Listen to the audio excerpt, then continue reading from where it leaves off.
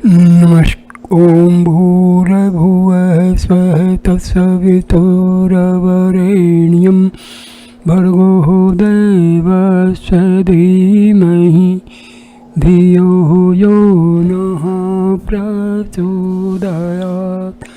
ओम शांति शांति शांति।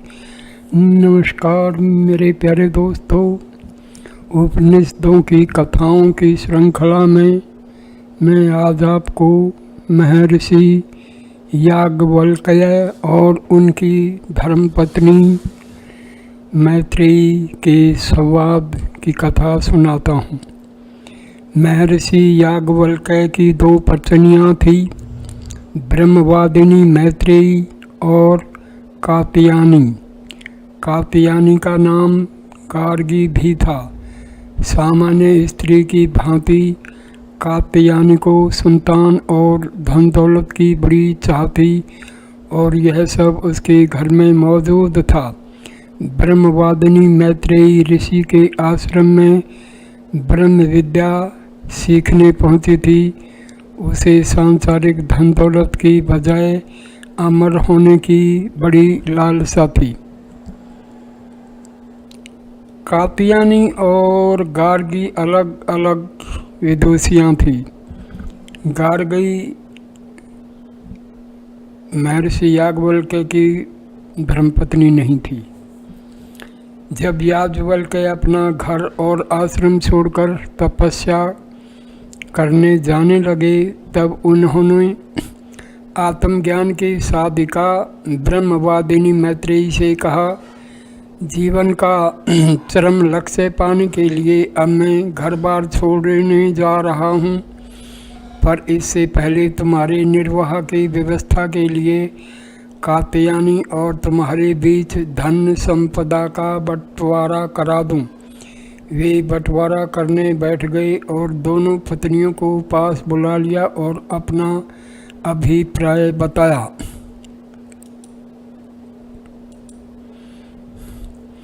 यह सुनकर मैत्रेयी बड़ी सरलता से याज्ञवल्क्य से कहने लगी, यदि सारे संसार की धन दौलत मुझे मिल भी जाए तो क्या मैं उससे अमर हो जाऊंगी?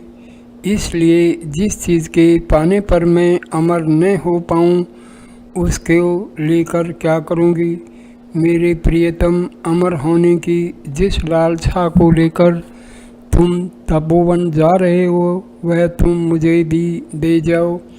इतना कहकर मैत्रेयी ने अपने भाग्य की भी सारी संपत्ति कात्यायनी को सौंप दी।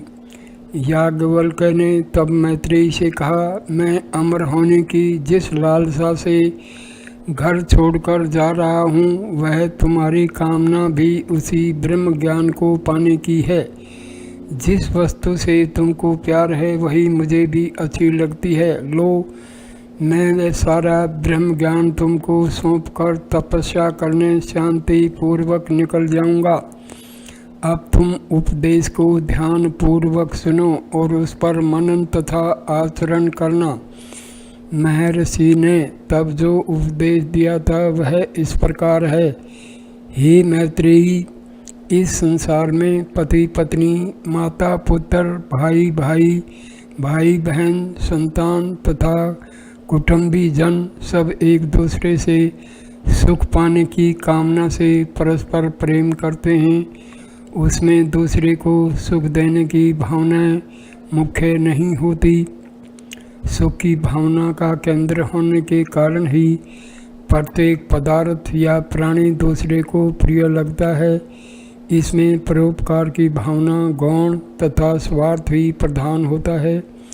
हे मित्रा की पुत्री, ब्रह्म ज्ञान, अक्षात्र शक्ति, धन संपदा, साथी संगी, बेटे बेटियां, विद्वान और प्राणियों से प्रेम भी हम अपनी आत्मा को सुखी व संतुष्ट करने के लिए ही करते हैं।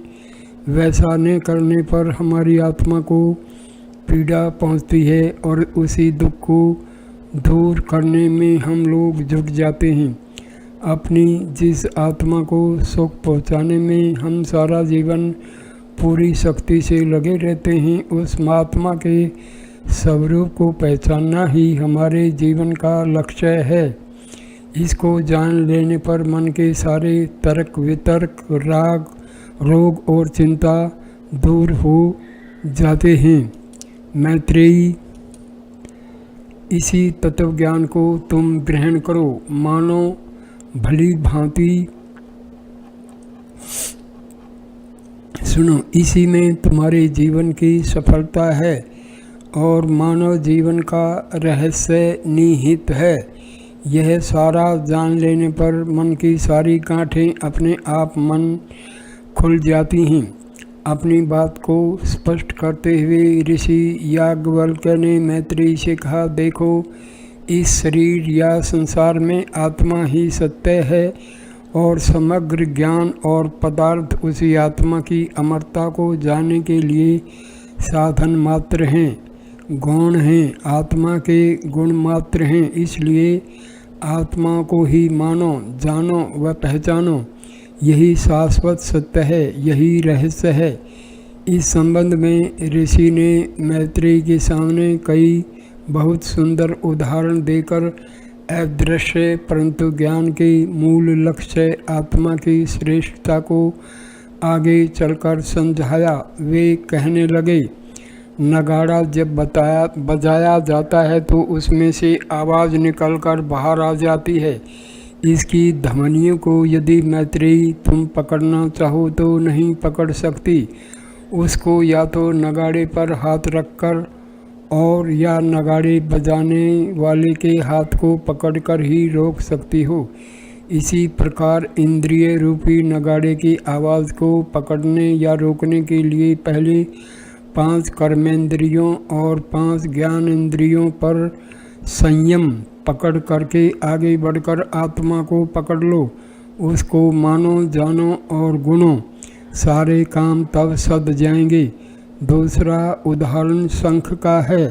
शंख हमें आँखों से दिखता है, उसको बजाने पर उसमें से निकले शब्द कानों से सुनाई पड़ते हैं, पर नेत्रों से नहीं दिख पड़ते।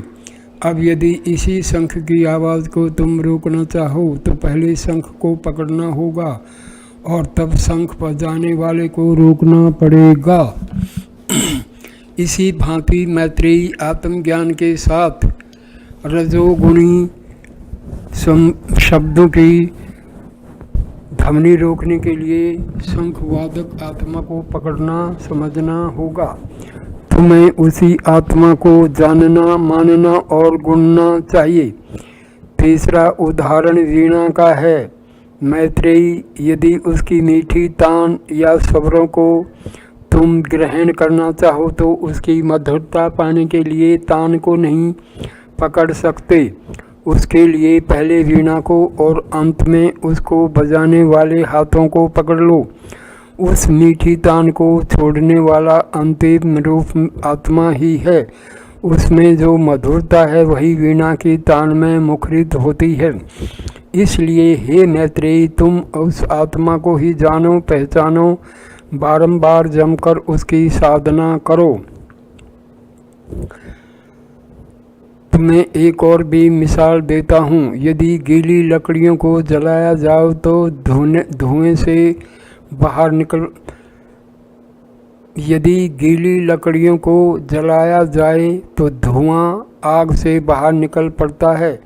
प्रिय मैत्रेयी, जिस प्रकार धुआं उस लकड़ी में अदृश्य रूप से रहता है, उसी प्रकार आत्मा में ही उन सब का निवास अदृश्य रूप में रहता है। भली भांति समझ लो कि आत्मा ही सबका मूल है।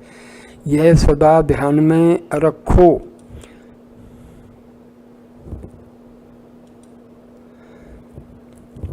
देखो, पानी में घुले नमक को उसमें अलग नहीं किया जा सकता। इसी प्रकार मैत्रेयी, यह आत्मा जीवन की शक्ति और सृष्टि के सारे पदार्थों में व्याप्त है।